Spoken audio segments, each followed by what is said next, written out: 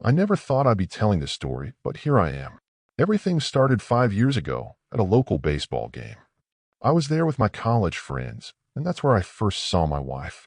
She was trying to take pictures of the game with her phone, and since I was sitting right in front of her, I ended up in most of her shots.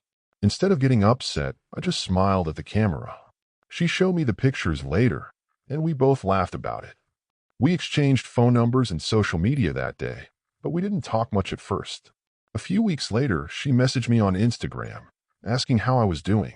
That's how we started talking regularly. Our conversations went from casual chats about movies and music to deeper topics about life and our dreams. I found myself looking forward to our talks more and more. I was careful at first because my last relationship had ended badly, and I had spent the last 2 years focusing only on my work. But there was something different about her. She was genuine and made me feel comfortable being myself. After a month of talking, I asked her out for coffee, and she said yes. Our first date went better than I expected. We talked for hours, and it felt like we'd known each other forever. One date led to another, and soon we were officially together. She brought out a side of me I thought I'd lost, the part that believed in love and happy endings. When she told me she was pregnant 8 months into our relationship, I was surprised but not upset. She was so happy about it that her joy became mine too. We decided to get married before the baby arrived, and even though it was sooner than we'd planned, it felt right. Our daughter arrived, and she changed everything. I had started working from home as a software developer by then, which turned out to be perfect. I could take care of our daughter and manage the house while my wife worked as an emergency room nurse. The schedule was demanding. She often worked long shifts, but we made it work. I handled the cooking, cleaning, and taking our daughter to daycare. It made sense since I was home anyway, and I wanted to make things easier for my wife since her job was physically demanding. The first 3 years were good. Sure, we had the usual arguments that all couples have, but nothing major. We were both focused on giving our daughter the best life possible. I loved watching my wife with our daughter. They had this special bond that made me smile every time I saw them together. But things started changing in our 4th year of marriage. At first, it was small things. My wife began staying late at work more often. She'd say she was covering for someone or doing overtime. I didn't think much of it initially. Nurses often have to stay late, and the extra money would help with our savings. But then it became more frequent. She'd miss dinner with us, then bedtime stories with our daughter. Some nights she wouldn't come home at all, saying she'd picked up a double shift. Our daughter started asking more questions about why mommy wasn't home for dinner anymore. It was hard coming up with answers that wouldn't upset her. I tried talking to my wife about it, but she always had an explanation ready. The changes didn't stop there. The biggest change was in our relationship. My wife started acting differently at home too. She spent more time getting ready, even for simple errands. She used to throw on whatever was clean and comfortable, but suddenly she was coordinating outfits and wearing makeup to go to the store. When I mentioned this change, she said she was finally taking my old advice about dressing better. I opened up to my friend Kai about everything.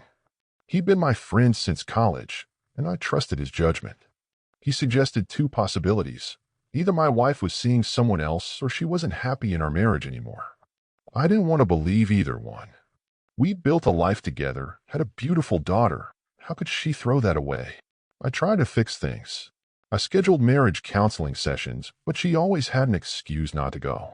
I tried planning date nights, but she was always too tired or had to work. When I tried talking about our problems, she'd either change the subject or give short answers that led nowhere. Still, I kept making excuses for her behavior. Maybe she was working hard for our future. Maybe she was going through something she wasn't ready to talk about. I wanted to believe anything except what was becoming more obvious each day.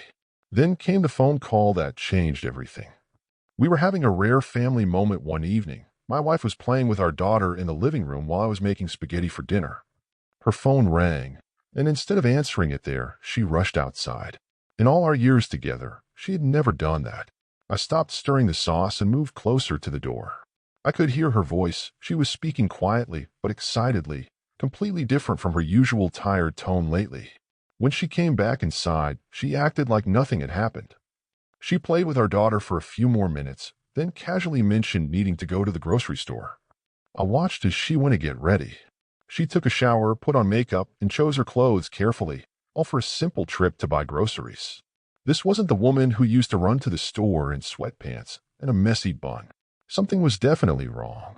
After she left, I asked my neighbor if their teenage daughter, Maya, could watch our little girl for a while. Maya often babysat for us and was great with kids. Once she arrived, I drove to the grocery store. I knew which one my wife usually went. It was the only decent one in our area. I parked where I could see the entrance and waited. Part of me felt guilty for spying on my wife, but a bigger part needed to know the truth. I sat there for about 20 minutes, debating whether I was being paranoid or justified. Then I saw them through the store's glass front. My wife wasn't alone. She was walking with a man, his arm around her shoulders, hers around his waist. They looked comfortable with each other, like this wasn't their first time together. Before I could think about what I was doing, I was out of my car and walking into the store. She froze when she saw me. The look on her face said everything. She never expected to get caught, at least not like this. I barely looked at her. Instead, I focused on him. I don't remember exactly what I said, but I know I was loud.